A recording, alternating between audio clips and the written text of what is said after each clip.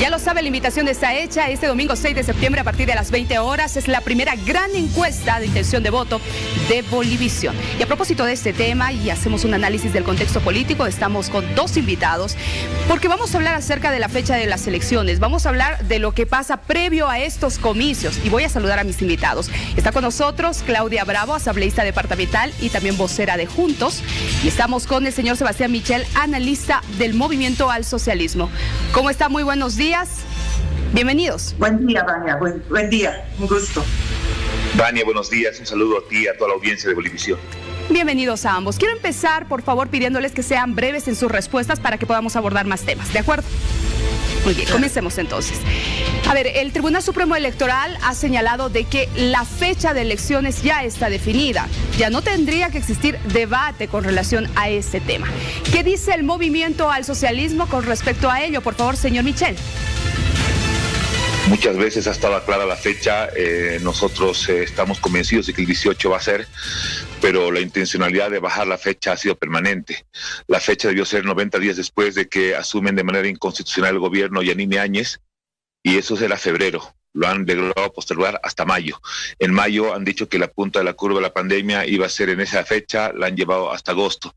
En agosto estaba definido, había una ley, había todo listo, la Corte Electoral afirmó que había condiciones, pero nos han pedido que se pueda dar un consenso entre todos los partidos y la comunidad internacional para llevar a septiembre. Se ha llevado hasta septiembre. En septiembre han dicho unilateralmente que tenía que llevarse al 18 de octubre y a los 2 días ya estaban empezando a hablar de que la punta de la curva estaba moviendo hasta allá. Entonces, la intencionalidad de no ir a un proceso electoral es clara. No tienen ningún incentivo de ir a la elección porque saben que la ciudadanía está castigando la mala gestión económica que ha habido y la hecatombe en la que nos encontramos en este momento. Entonces, ir a una elección en esas condiciones les parece poco estratégico y por eso la voluntad de no tener elecciones es permanente. Si no era la pandemia, era el padrón. Si no era el padrón, es que suspendan al MAS. Si no era que suspendan al MAS, que no haya esto, que no haya lo otro, que primero los jóvenes. O sea, las argumentaciones expresadas en amenazas del procurador del Estado, más las amenazas que han hecho, más los recursos constitucionales que han presentado Ortiz, Carmen Eva González y muchos otros diputados, da una clara intención de que ellos no quieren un proceso electoral, no les gusta la salida electoral. Señora Bravo, ¿cómo responde usted a lo que acaba de decir el señor Michel? ¿Es cierto esto en Juntos? ¿No quieren que se realicen las elecciones por estos conflictos que se han registrado en el país? No, por supuesto que no. Realmente lamentamos de que el movimiento al socialismo siempre tergiverse las cosas y tenga un discurso de ir en contra de lo que pasa realmente en nuestro país. El gobierno de la presidenta Yanine Áñez desde un inicio ha llevado adelante la tarea de convocar a las elecciones porque eso es lo que necesitamos. Una vez de que ha salido la tiranía narcoterrorista del MAS del país porque el pueblo lo ha pedido, cansado de los abusos, necesitamos entrar en una nueva reconstrucción del país, una institucionalización democrática después de 14 años de abuso. Lamentablemente se viene la pandemia y este es un virus que nos ha demostrado que ningún país del mundo está preparado para esto y que tiene un comportamiento diferente, y que nosotros como Juntos hemos venido exigiendo al Tribunal Electoral de que la fecha de las elecciones sea no como un acuerdo de políticos, sino ante todo preservando la vida y la salud de la gente, que a nosotros sí nos interesa, no como el movimiento al socialismo, que inclusive ha bloqueado el oxígeno y que ha querido ocasionar enfrentamiento de los bolivianos en plena época de pandemia, cuando en el mundo incluso los terroristas y las guerras han cesado, porque antes preocupa a la gente. Nosotros somos respetuosos, es el órgano electoral el que tiene que definir la fecha y por el momento la fecha es el 18 de octubre y nosotros vamos a cumplir respetuosamente como lo hemos dicho. Ante todo, el Tribunal Electoral tiene la tarea de consultar no a los políticos, sino más bien a los médicos, a los científicos y a todas esas personas que nos van a recomendar si realmente conviene ir a una fecha en determinado momento y que la gente no se vaya a exponer, pero además que sí pueda cumplir su derecho político, que es el voto. ¿Una convulsión o conflictos podrían poner en riesgo la fecha de las elecciones? Y si es que no se cumple o se modifica esta fecha de elecciones, ¿puede generarse una convulsión y conflictos en el país? Señor Michel, por favor. Yo creo que lo que expresa Claudia es claramente la posición. Aún siguen con la esperanza de que la fecha de elección se mueva. Y cuando dicen médicos, cuando dicen informe, nunca ha mostrado un solo informe médico. El CENETROP, que es un poco el laboratorio de referencia que ha planteado el Estado Nacional, ha dicho que tiene datos de hace 40 días, o sea, el dato que presentó anoche el especialista epidemiológico son datos de hace 40 días. Han dicho que no tienen reactivos porque ha habido un negociado con los reactivos y el gobierno no ha podido cumplir. Entonces, de cada persona que ha sido confirmada con coronavirus, solamente se ha hecho 1.5 o casi 2 pruebas más.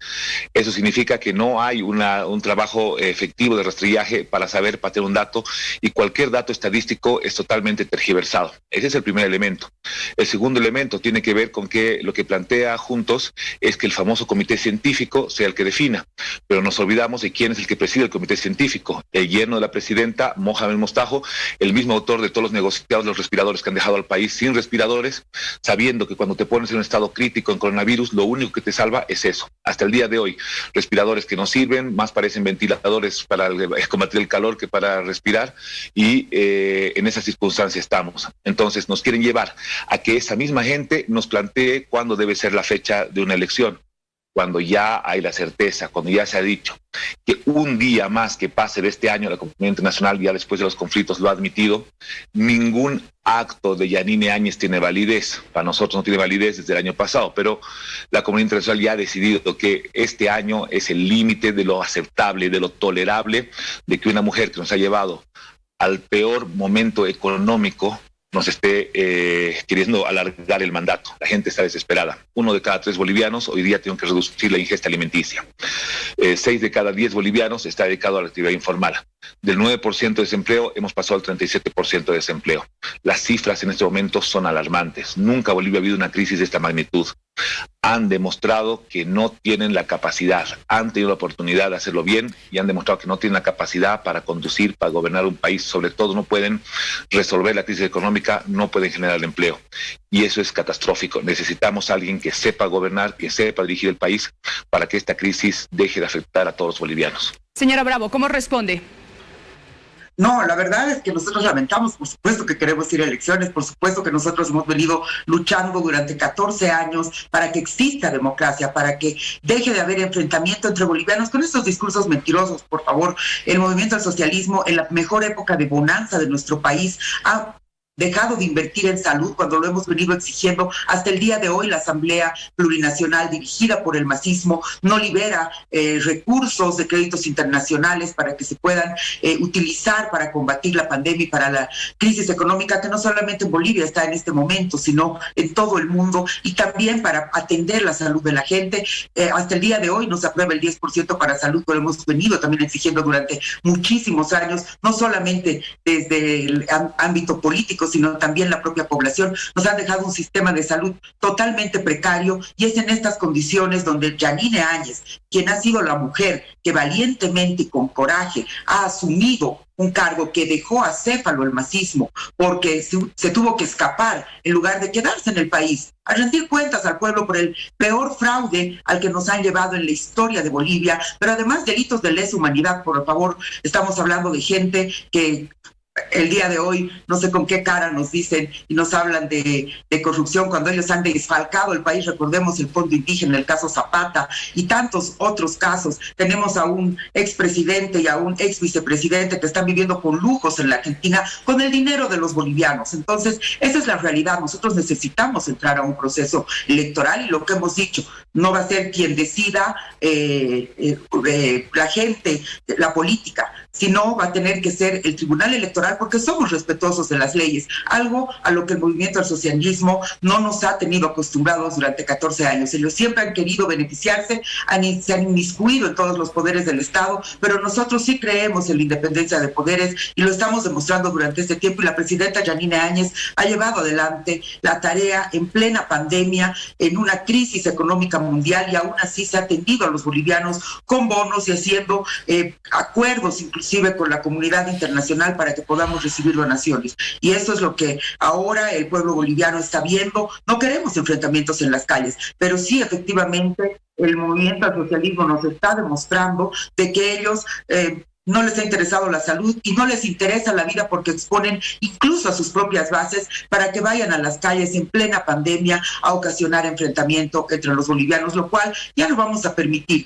Vamos a ir a unas elecciones y esperamos de que realmente se cumplan con todas las medidas de bioseguridad para que la gente esté segura de que puede ir a votar el 18 de octubre, preservando su vida, preservando su salud y ejerciendo su derecho político al voto. Señor Michel, ¿qué pasaría si Evo Morales no es habilitado como candidato a senador?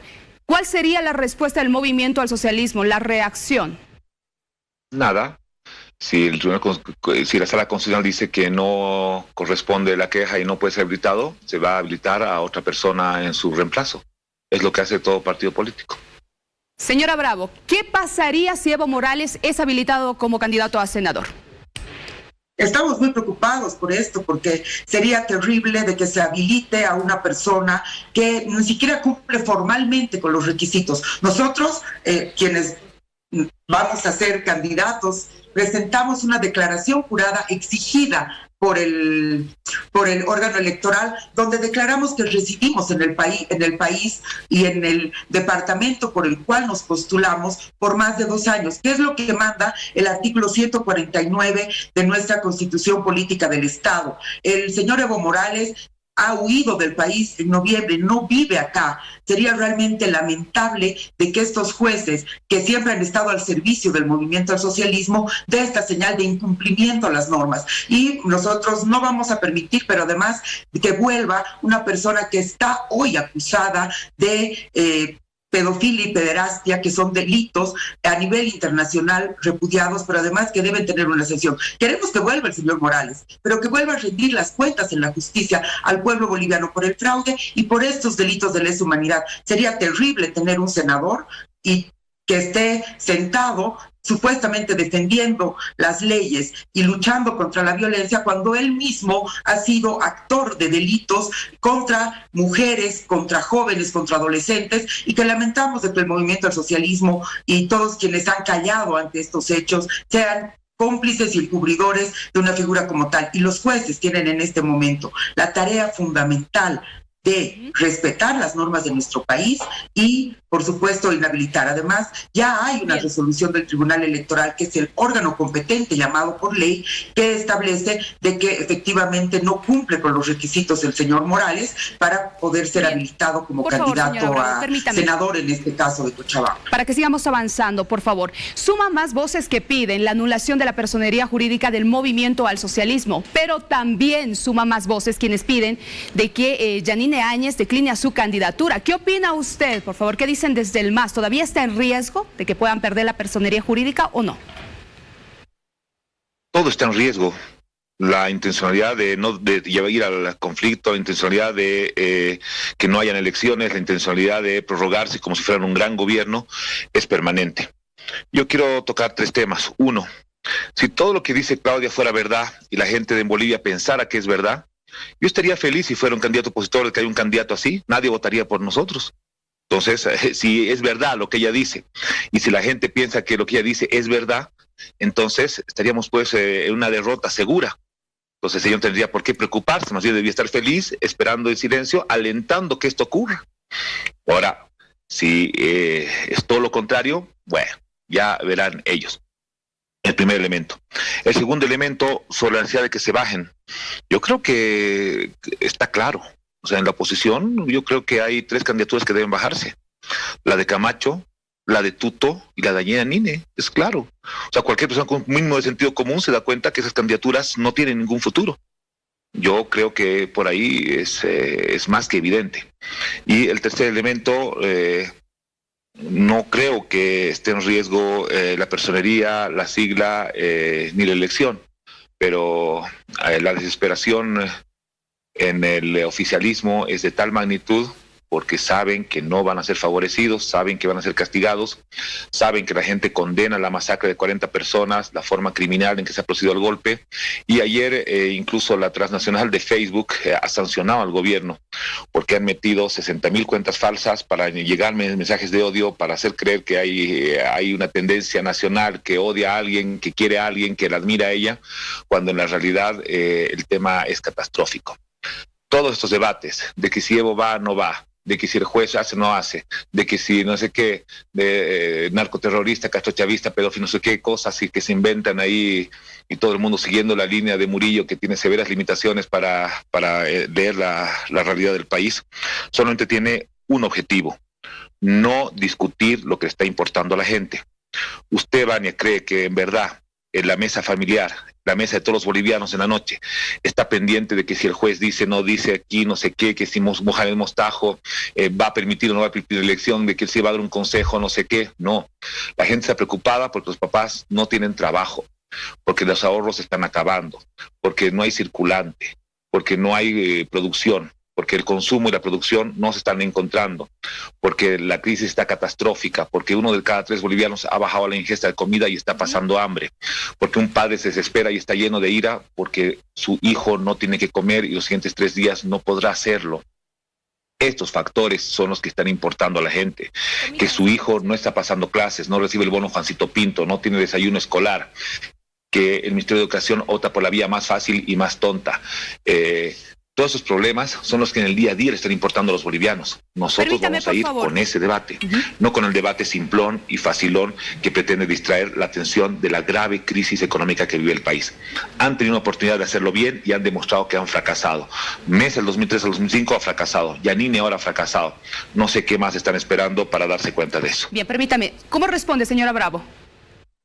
La verdad es que nosotros lamentamos, ¿no? Parece que el movimiento del socialismo se olvida de que ya estamos en otro país, de que ya no van a poder mentirle al pueblo. Tienen una desconexión tal con el sentimiento de la población que no han podido darse cuenta de que el pueblo no iba a permitir un fraude escandaloso, de que el pueblo es el que ha salido a acusar de golpe de Estado a la población. A usted, señora que nos está viendo en su casa, le está diciendo golpista el movimiento del socialismo cuando lo único que salió la gente de forma pacífica a las calles durante los 21 días fue para decir no vamos a seguir permitiendo que el movimiento al socialismo nos vea la cara de tontos y que nos engañe cometiendo el fraude, el peor fraude de Bolivia. Creo que eso es la realidad. Y Yanine Áñez ha sido una mujer que ha pacificado en 2 oportunidades el país cuando el movimiento al socialismo quería que nos enfrentemos en las calles.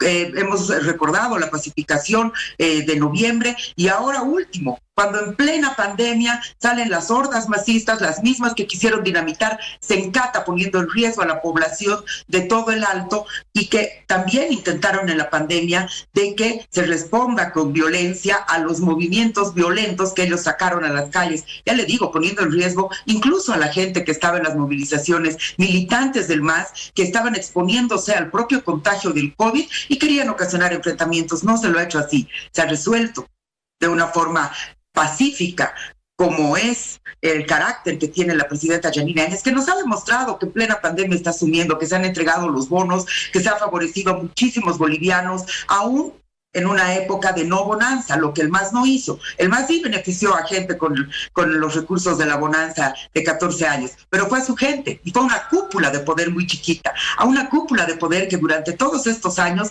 nos ha venido mintiendo, que durante todos estos años ha encubierto delincuentes, ha protegido a pedófilos, ha protegido a violentos, ha mirado y ha hecho de la vista gorda a los desfalcos del Fondo Indígena, cuyas autoridades todavía continúan siendo asambleístas o siendo diputados, y que inclusive con el caso Zapata, el Banco Unión, podemos hacer pues una lista enorme y la gente no se olvida, Y sí, estamos lamentando que en plena época de pandemia tengamos que estar discutiendo de estos temas cuando en realidad la gente lo que quiere es entrar en una nueva reconfiguración del país, en una nueva institucionalidad, donde podamos hacer lo que el MAS no hizo en 14 años, que es darle empleo digno a la gente, que no vivamos de la informalidad, que nos enfoquemos a invertir para que podamos tener trabajo. Muy bien, señora Bravo, permítame, por favor.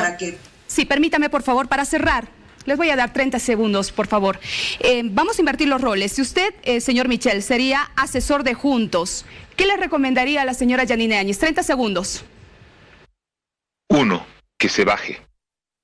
2, que no prorrogue más su mandato y que vaya a elecciones. 3, que permita una investigación de los crímenes de masacre, de discriminación. 4, que investigue a su yerno Mohamed Mostajo por los crímenes de corrupción y sobreprecio en los respiradores. Hasta el día de hoy no hay respiradores porque cada vez que hay una compra, el mismo señor mete la mano y está ahí. 5, que cambie su ministro de gobierno, cuya vocería le hace un daño fatal. No ya a la elección, porque eso ya es inevitable, a la imagen del país a nivel internacional. 30 segunditos, como les dije, el tiempo es oro en televisión. La misma consulta, señora Bravo. ¿Qué haría usted y qué recomendaría al señor Luis Arce si sería asesora del MAS?